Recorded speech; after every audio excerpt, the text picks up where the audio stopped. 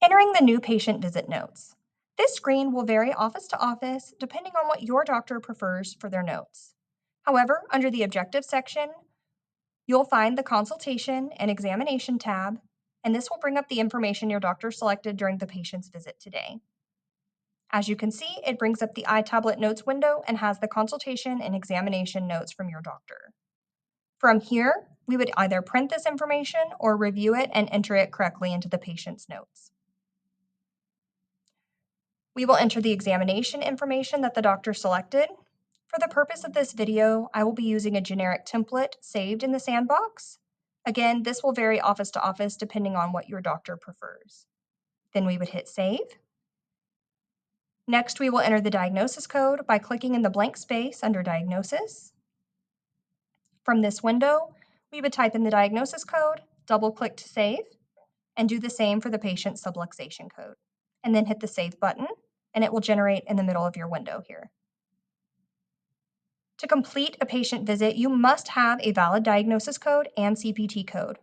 To enter the CPT code, simply click in the blank space under Services CPT to bring up your patient's visit services window.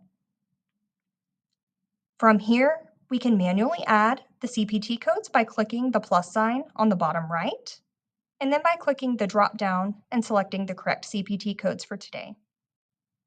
However, if your office uses frequently used codes, we can create bundles and select from there. You would click the Bundles button here to bring up the bundle window.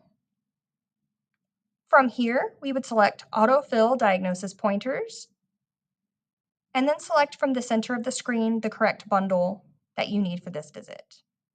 Then click the plus sign, and it will generate the codes down below.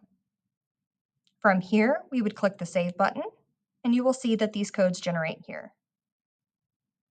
From here, if your patient has not been scheduled for their next visit, we can do that as well by clicking the None word under Next Appointment to bring up their appointment screen. We would select the correct date and time that they will be returning. And since they were a new patient today, be sure to change their appointment type to report of findings. Save and close, and you will see their appointment generates on the screen. From here, you can also take the patient's payment if you have not done so, cash, check, card. And from here, now we can change the patient to complete because we've completed their diagnosis and their CPT codes.